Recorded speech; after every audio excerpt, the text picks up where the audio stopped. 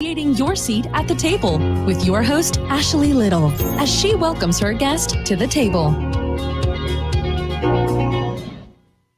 Welcome to Creating Your Seat at the Table. I am your host, Dr. Ashley Little. A little bit about myself: corporate executive by day, award-winning serial entrepreneur by night, CEO and founder of Ashley Little Enterprises, LLC, and founder and owner of Talk Radio and TV Network, LLC. Tonight, we have an amazing special VIP guest by the name of Tyrese McAllister. A little bit about her. Tyrese McAllister has been a therapist for almost 30 years, serving the community through the public mental health system, and most recently, her private practice. She's an advocate for those who suffer from mental illness, encouraging those afflicted to get treatment, working in the community to reduce the stigma of mental illness. Being an advocate of intentional mental health and wellness and self-care, Tyrese expanded her brand to include a podcast that focuses on educating individuals about mental health and wellness. Third Thursday Therapy airs on the third Thursday of each month and addresses a variety of topics related to mental health. Tyrese is a visionary author of Mind Over Matter, Stories of Dealing with Stigma, Society, and Self. This anthology features 16 authors who share their stories of mental illness and their journey to healing and treatment. Tyrese is no stranger to social action and community activism, so most who know her were not surprised that when her 18-year-old daughter was killed in 2017, she immediately began with a new path as a gun violence advocate.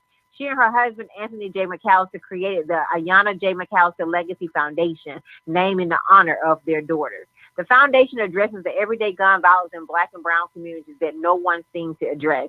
Tyrese is also the author of a children's book, Is My Lollipop in Heaven? This book helps children who have been exposed to the homicide of a loved one. The book has a companion caregiver guide sold separately to aid adults who are tasked with helping the children understand this complex situation. Welcome to the table, the amazing Tyrese McAllister. I am humbled by that introduction. I am sitting here like, who in the world is she talking about? That sounds like an amazing woman, but we don't think of ourselves in that way. We just do the work. So thank you for that beautiful introduction. You are welcome. Your bio is amazing. So I'm excited to have you at the table. I'm humbled to have you here. And I know our guests heard, your bio and all the things that you're doing. But could you tell us more about your journey? Sure. So for the last 30 years, I have been doing mostly emergency mental health. So I am not the traditional therapist that sits behind a desk. I am out in the community, usually helping and working with people who won't necessarily come to an emergency room. So people who are experiencing psychiatric crisis, maybe a traumatic event, or some other kind of altering emergency that might render them helpless or unable to cope with maintain with their own resources. So going out into the community, taking care of people really on the front lines. Also has several years of experience doing homicide response. So when there's a homicide or a suicide in the community, responding to take care of the people who are left. So people who may have found the body, people who may love that person, just being able to respond along with police so that people can be taken care of immediately. And then also 8 years as a hostage negotiator in Virginia, which was pretty exciting. And mostly that was doing suicide takedowns and also being able to talk people out of a barricade situation or even a hostage situation. So that's really been my professional life for the last almost 30 years. I do have a private practice of my own. So I do see clients a few days a week as well, and really working on expanding that, hiring more therapists, because as you can imagine, COVID has left us really having to deal with ourselves. And most people in my profession have seen a huge increase in their clients. So I'm receiving 2 to 3 referrals a day, and I can't even take them all. So looking to expand my business. I'm also a wife and a mother. I still have my oldest daughter in Deja. I'm also a grandma, but my grandbaby calls me Sugar, not Grandma. And so, yeah, that's really me. I'm passionate about what I'm doing. Like you mentioned, I wrote a book, or I'm the visionary author of a book 14 authors who are sharing their story. And I thought it was important to deal with this mental health in this way. I could have certainly wrote a book on mental health, but I thought it would be very important for people to be able to hear from the people who have lived experience with mental health. And what's amazing about this group that was hand selected is that they are all recovering and working through their journey of mental health. Often we think if you have a mental health diagnosis that you really cannot have a life. And these people are doing some amazing things in their own personal life. They serve the community, many of them. Some of them, I think 3 of my authors have served in the armed forces. They're professionals, they're parents, grandparents, and they're overcoming stigma, society, and self. And so that's a big push of mine. I also push self-care. Self-care is very important for everybody, whether you have a diagnosis or not. Oh, powerful, powerful, powerful. So now I want to, and thank you for just sharing all the amazing stuff that you're doing, but I want to dig a little deeper. I know you talked about, you've been in doing this 30 years, but why are you so passionate about helping people overcome mental illness? Why are you so passionate about it and incorporating the wellness and the self-care in there too? Because that's what really, a lot of people talk about, mental health, but they forget those other 2 parts that you're talking about with the wellness and the self-care. All that plays a part in the mental. Well, really, I feel like you are in a station of 1 of 3 areas. Either you going through something, you just came out of going through something, or you right in the middle of going through something. Life is really hard for most people, and mental health is not, or mental illness is not an issue of how much money you have or don't have, or where you work. Like, it impacts all of us, and being able to take care of your mental health is very important, because a lot of the stuff that we're dealing with, we can work through, or it's treatable, or we can overcome, right? It's not to say that we won't deal with these things, but we are naturally overcomers. Our minds want to heal. We just have to position it to be able to heal, and that's what I think people don't do. People go on, they don't address it, they self-medicate, they ignore it, they work through it, they become workaholics, but they don't want to address some of the things that happen to us in life. And being able to address the trauma and the everyday drama is important for us to be able to be stable. When I lost my daughter through gun violence, people said to me, they don't know how I'm doing this. But the truth of the matter is, I was well before my daughter was killed. And so I was able to recover. Now, mind you, I didn't say get over it, because I'm still not over it, but I'm recovering every day, because I was already stable in my mind before she was ever killed. So it was, for me to bounce back was not a far cry. It was doable.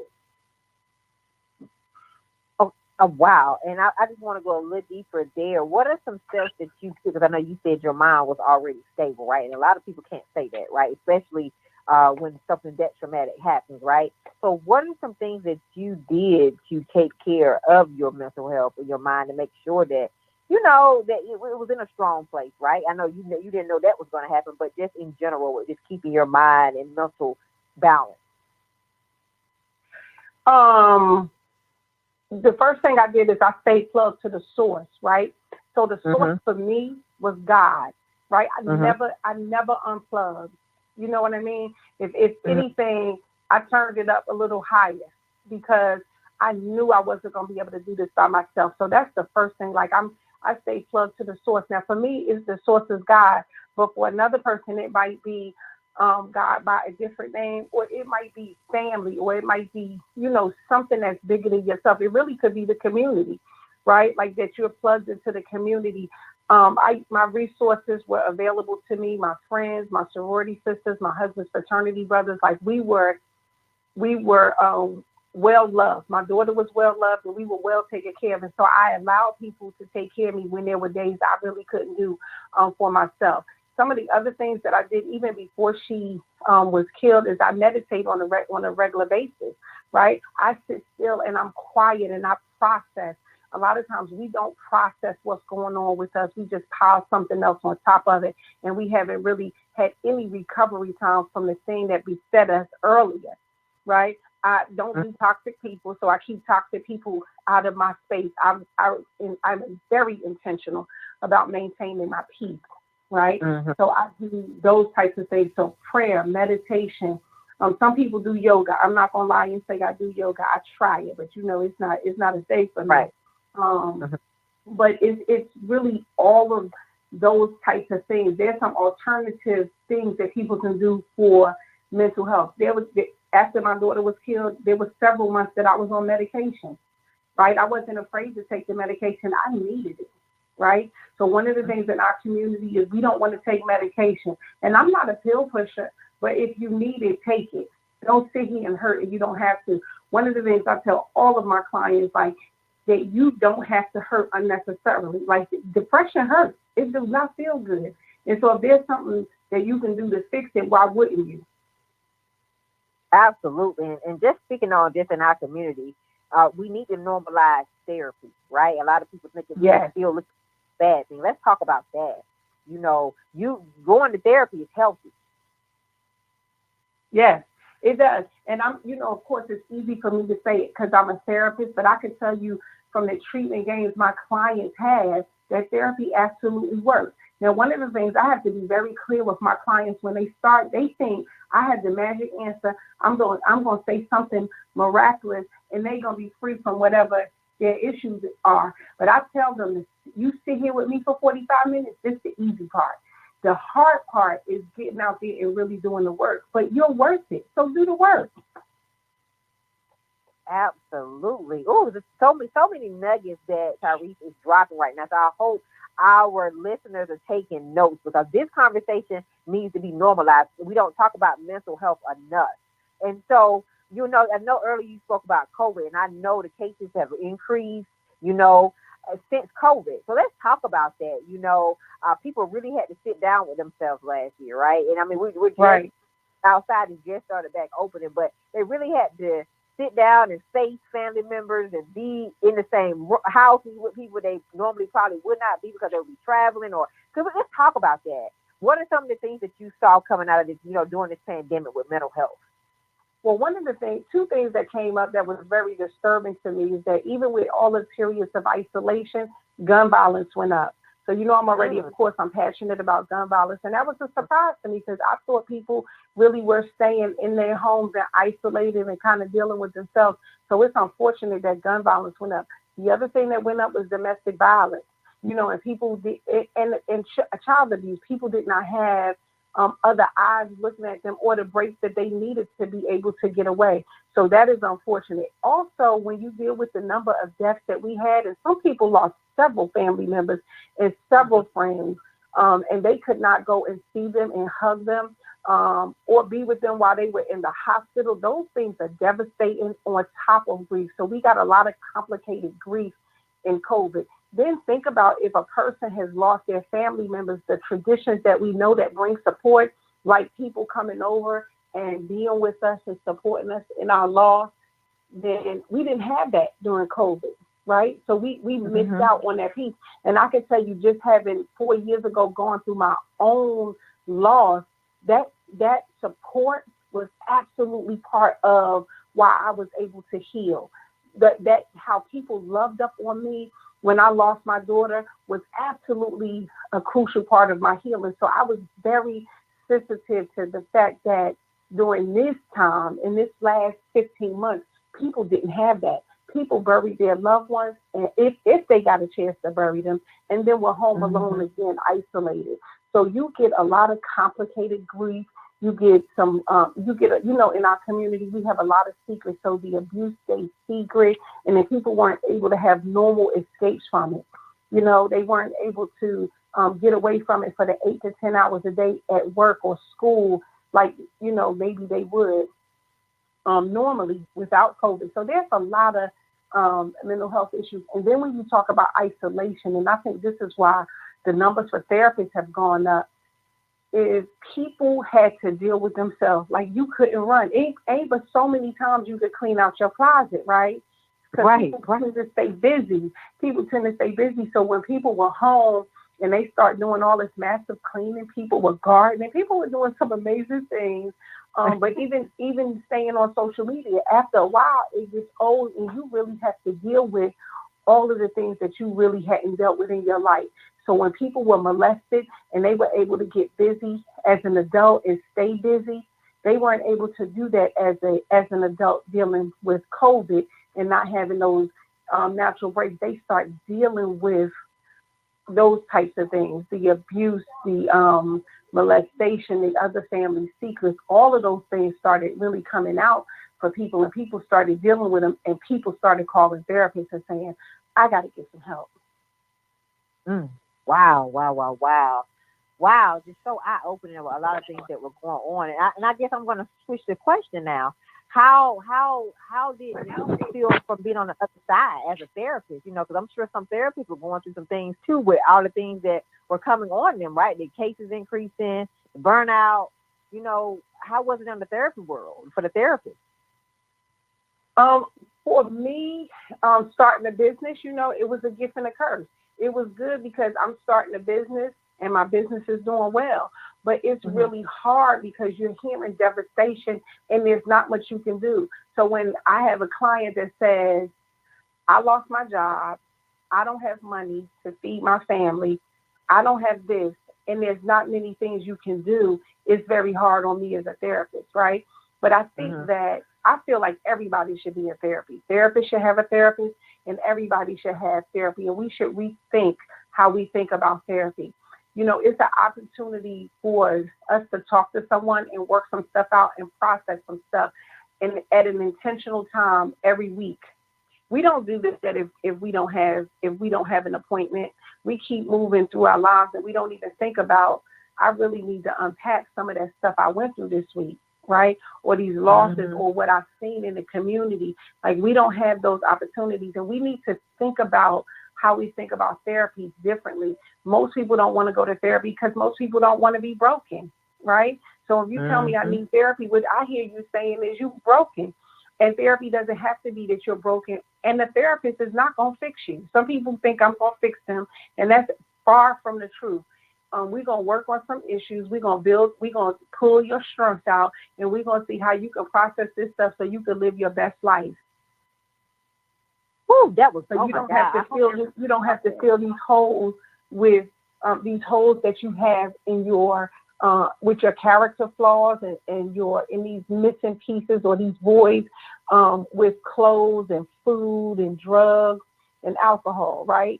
So we're gonna address some stuff that you are whole and you are healed. Like, healing is really what we're looking for, and I think everybody can buy into healing. Yes, so many amazing gems that Tyrese is sharing. I hope everybody's really listening and understand that, hey, therapy ain't, they're not God, right? They're here to help you, right? Help you get through it, but you got to do the work as well. And so your brand is amazing, and you have a podcast on Thursday, third Thursday. We call it Thursday Therapy, airs on third Thursday of each month. Tell us about that. About your podcast, about some of the people that you're looking to interview, and just tell us about the things that you all are touching on. I know it's around mental health and wellness, but some of the topics. So Third Thursday Therapy was a brainchild of myself and one of my girlfriends. And when we walked, we would talk. She would always say, I'm helping her through some processes, which was kind of true, but not really intentional therapy. And it was just so many things that came up about therapy that the average person just doesn't know. So we've done several different things. Like, we've had alternative approaches to treatment, right? When we talked about medicinal marijuana, when we talked about yoga as a treatment, meditation as a treatment, and really introduced people to some different ideas. In the last 2 weeks, we've had my authors come on and talk about the different illnesses that they presented with, and the stigma and how they are working on getting healed. This month we're going to have, I was sharing with you before the broadcast, we're going to have people who are on the front lines doing gun violence work and interrupting violence in our community and what that looks like with a mental health lens on. So we're doing some innovative things. It's only once a month. I don't know how people do a podcast every week. I'm like, that's some work. But for me, we do it once a week, and we try to have really good guests on that kind of expand people's understanding of mental health. I figured if you listen to it on a podcast that's streamed, it makes it lighter. And you know what happened? How this got started? last year in April, after we first announced COVID, a friend had shared that they were struggling with the isolation. And so I said, let me go on Facebook and just check in on some of my friends, right? Let me just do a live and let people know a few things they can do to take care of their mental health during COVID. Well, my inbox blew up.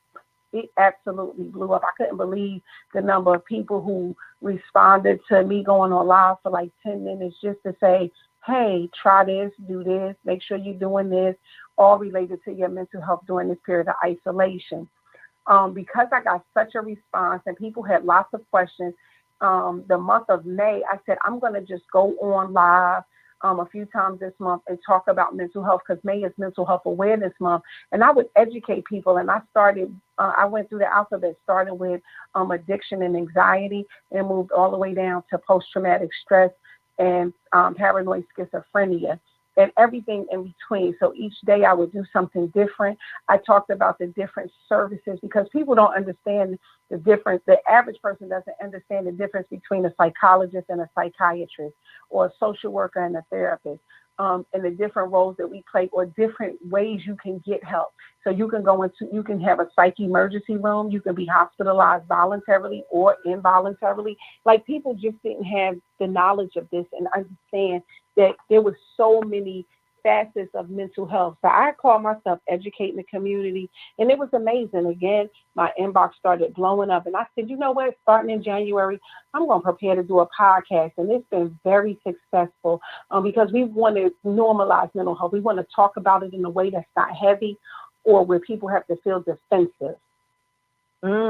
Powerful, because it's needed, right? And I'm so glad that you are changing that narrative and really implementing platforms and solutions to make people want to normalize it, to want to hear about it, because we have to pay more attention. We have to change that narrative and not be scared of talking about mental health, because it's so, so important. And you went on now. You're a visionary author of Mind Over Matter. I love the name. Okay, Mind Over Matter.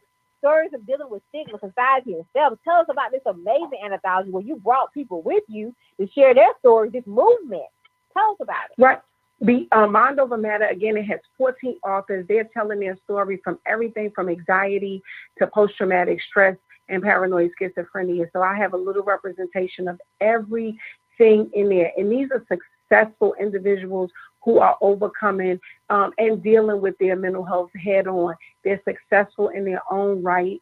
Because I wanted people to see that even with a mental health, even with what other people would call a disability, you can still operate in your greatness, right? You can still do the things that you want to do. You don't have to give up on your dreams because you got a diagnosis. I even share my own story in there about grief, because for me, my grief means that I also now have a disability, and I'm living with a broken heart because of my daughter's murder. But I talk about in my chapter about being radically resilient, being determined to bounce back better than I was before my daughter got killed. And so all of the things that I was able to do, all of the things that I was able to do after my daughter got killed was a result of me being determined, me bouncing back better, me being radical with my recovery, and me continuing my self-care journey, because if you don't, you can't do these things. So one of the things I talk about is forgiveness, right? Forgiveness is the F word that we don't want to talk about, because we hold so many things. I talk to so many clients who are angry with their mothers and fathers, because their fathers wasn't there and their mother, wasn't there because she was working 3 jobs, or, their mother was getting high, or, just people are angry. People are angry with their spouses for infidelity. People are angry with their bosses because they got fired. Like, people have so much, and how forgiveness is so divine, and how forgiveness can really unforgiveness can really eat away at your anything that might be well in you, because it is like a cancer. And so how people got to really move past that and understand that forgiveness is not for the person who violated. Forgiveness is for you, so you can free yourself. Absolutely. And that's so powerful, right? That is so powerful. It's for us. It's not for the other person. It's for you. And that's so thankful. And how can people, because I want them to make sure they can go purchase this. When is the book? Is the book already out? How can they purchase it? So the book is online. My website is TyreseMcAllister.org. That's TYRESEMcAllister.org. EESEMCALLISTER.org. And they can purchase that book. They can which is a bestseller, by the way. Mind Over Matter is a bestseller on Amazon's best-selling list. Also, my children's book is My Lollipop in Heaven. That book is a children's book, and it was written to help children who are dealing with homicide in their community. One of the things we don't do well is we don't address our mental health, so we can't address the children's mental health. And we have tragedies happening in our community, and we don't even talk to the babies about it. We don't let the babies talk to us about what's going on with them and what they think, and talk about their healing. And it's unfortunate because what happens is you can't pour from an empty cup. So if I, as a mother, don't have anything, I can't give my baby anything. And so this is a book for children that normalizes therapy, but it's a conversation starter so children can talk about some of the fears that they have about gun violence and suicide and homicide. And it's a book that really will resonate with children. It's colorful. It's a beautifully written book, but it's definitely a conversation starter. I love that. And let's talk about more. You're a gun violence advocate, and I know you talked about your daughter and you started a foundation. So let's talk about, how we can get more involved with helping, with gun violence, and, tell us more about that, and also how we can support your daughter's foundation as well. Okay. So first of all, most of us, most Black people know somebody who's been a victim of gun violence, right? And I feel, there is such a bipartisan issue, unfortunately, but community safety is something we all deserve, and it should be something we can all get behind. So regardless of how you feel about a person having a gun or not having a gun, we should all be able to get behind community safety, because we all deserve to be safe in the communities that we in. So that's the first thing. So we all should be trying to do something about gun violence, and that can be done on different levels.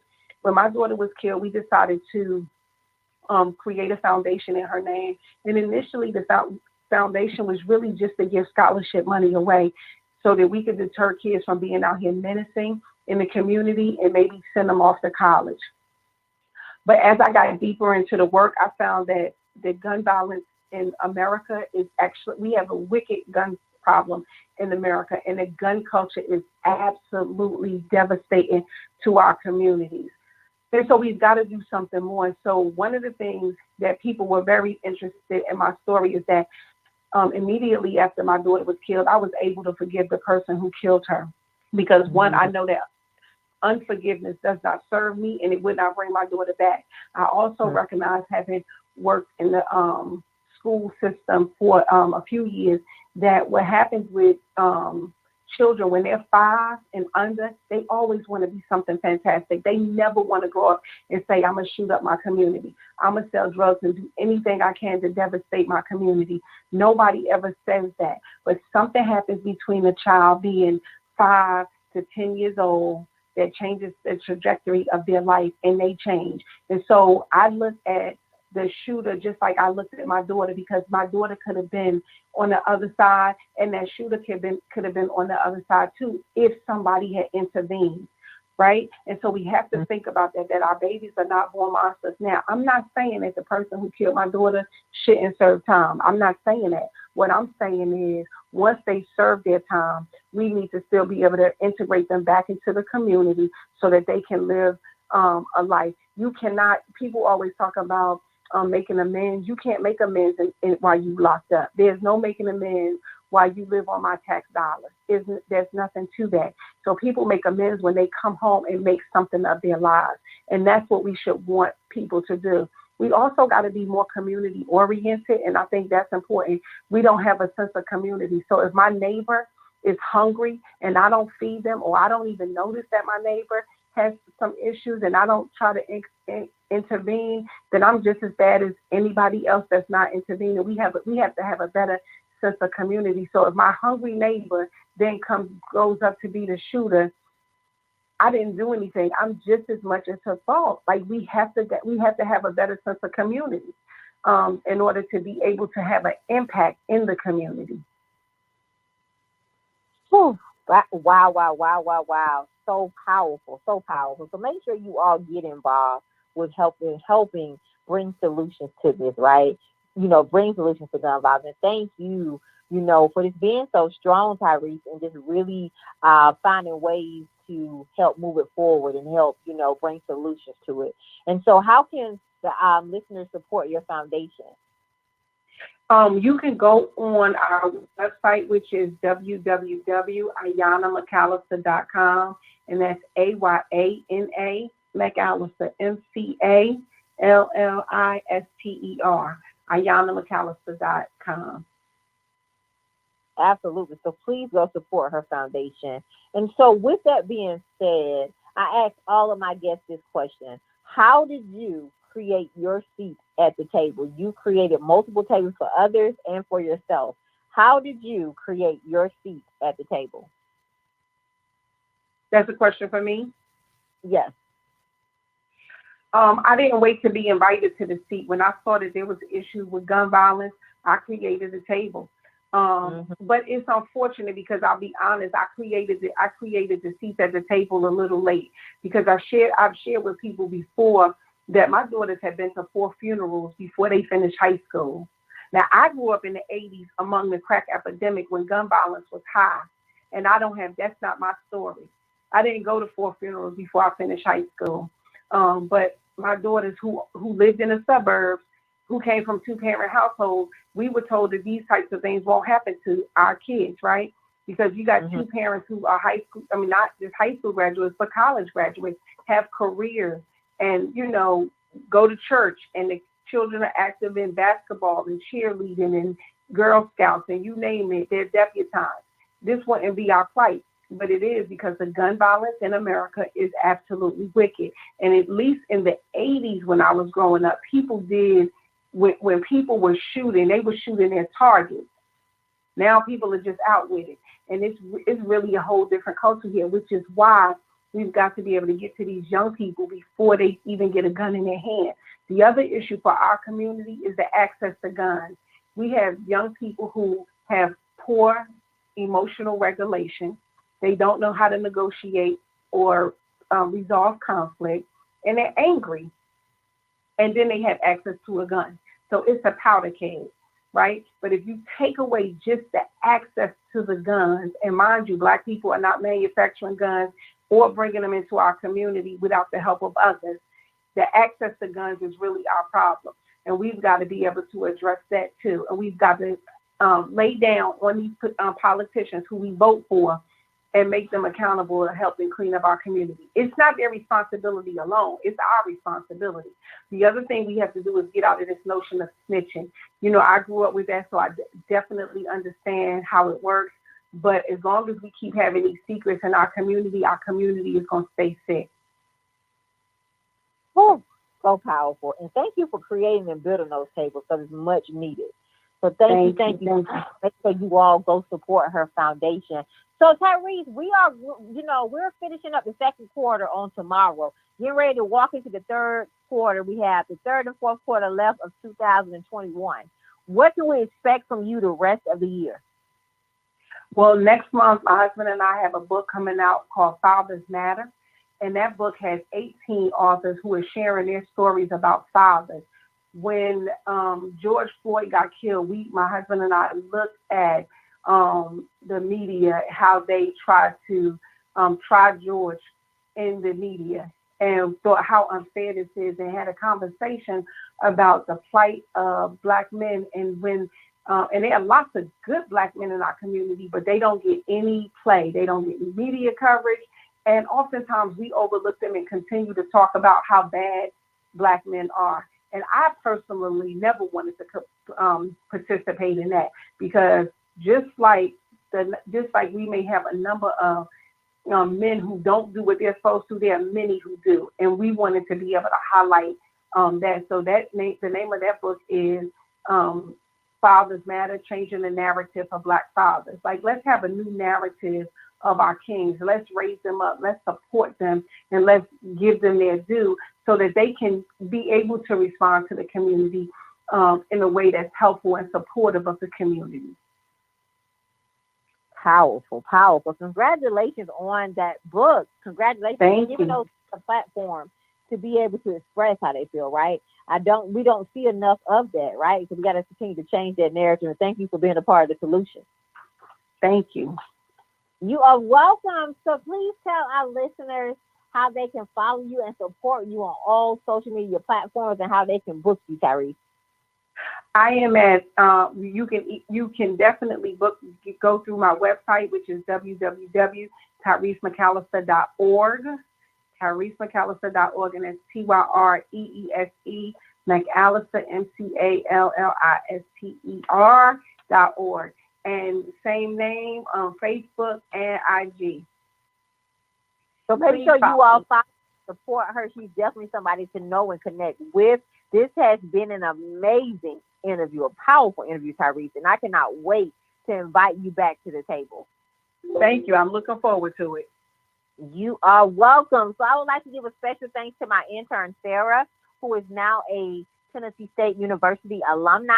And I would also like to give a special thanks to my intern, Vontaria, who is a student at Winston-Salem State University. You all may follow me on Facebook at Dr. Ashley Little and on Instagram at _Ashley A. Little. Thank you. Thank you for tuning in to another episode of Creating Your Seat at the Table, where Ashley speaks with corporate professionals, celebrities, entrepreneurs, authors, and speakers who are transitioning or have transitioned to entrepreneurship.